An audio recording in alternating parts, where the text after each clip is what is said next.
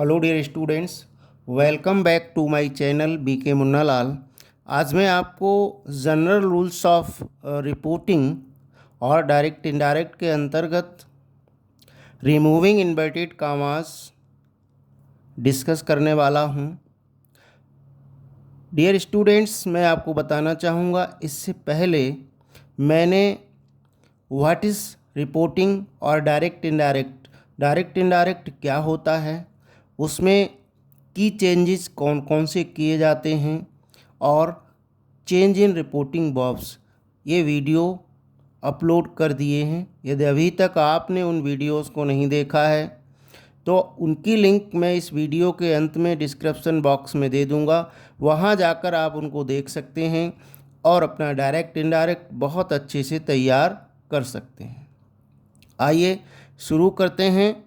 General rules के अंतर्गत removing inverted commas. Inverted commas को हटाकर वहाँ पर हम एक उचित कनेक्टर प्रयोग करते हैं। कौन कौन से कनेक्टर्स आएंगे किस किस प्रकार के सेंटेंस में, इसलिए आज हम इनको देखेंगे।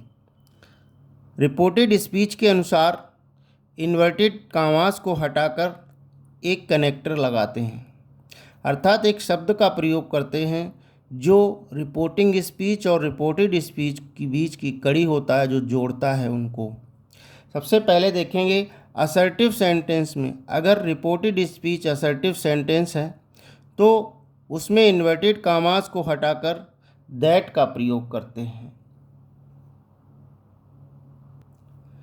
इंटरोगेटिव सेंटेंस में यदि रिपोर्टेड स्पीच कोई इंटरोगेटिव सेंटेंस है, प्रश्नवाचक वाक्य है, तो उसमें हेल्पिंग वर्ब से आरंभ वाक्य में इन्वर्टेड कॉमा हटाकर इफ़ या वेदर का प्रयोग करते हैं या इफ़ या वेदर लगाते हैं, तथा क्वेश्चन वर्ड से आरंभ, प्रश्नवाचक शब्द से आरंभ रिपोर्टेड स्पीच में उसी क्वेश्चन वर्ड को लगाते हैं, इफ़ या वेदर का प्रयोग नहीं करते हैं।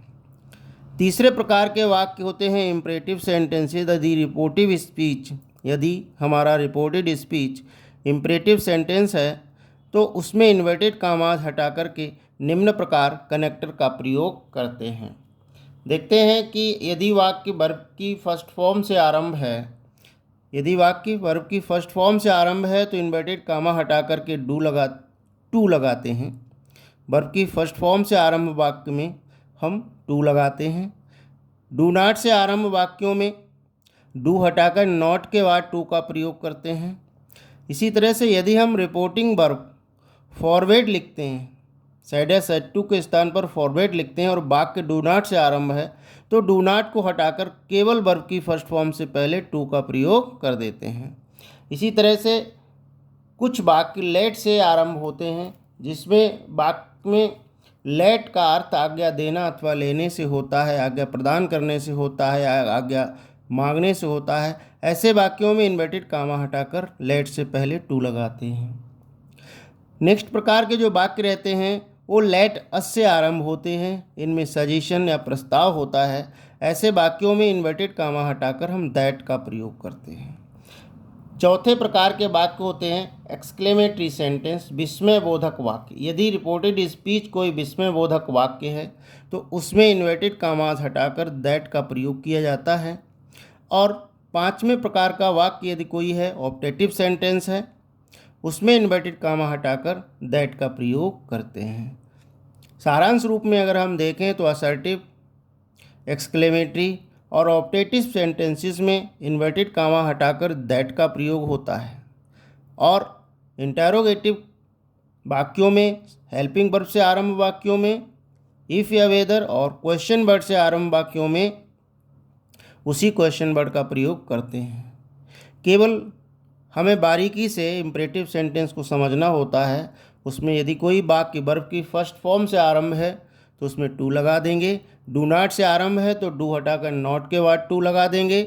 डू नॉट से आरंभ वाक्य में सेड या सेड टू को फॉरवर्ड में बदलने पर डू नॉट को हटाकर वर्ब की फर्स्ट फॉर्म से पहले टू लगा देंगे। लेट से आरंभ वाक्य जिनमें आज्ञा देना अथवा लेने का भाव हो, उसमें इन्वर्टेड कॉमा हटाकर टू लगा देंगे। लेट अस से आरंभ वाक्यों में दैट लगा देंगे। ये सिंपल सा चेंज इन्वर्टेड कॉमास को हटा करके होता है। आशा है डियर स्टूडेंट्स ये वीडियो आपको पसंद आया होगा। पसंद आया हो तो लाइक कीजिएगा, शेयर कीजिएगा। बने रहिए आपके अपने चैनल बीके मुन्नालाल में। यदि अभी तक आपने मेरे चैनल को सब्सक्राइब न किया हो तो अवश्य कर लें, जिससे आप मेरे आने वाले हर वीडियो का नोटिफिकेशन प्राप्त कर सकें। Thanks for watching.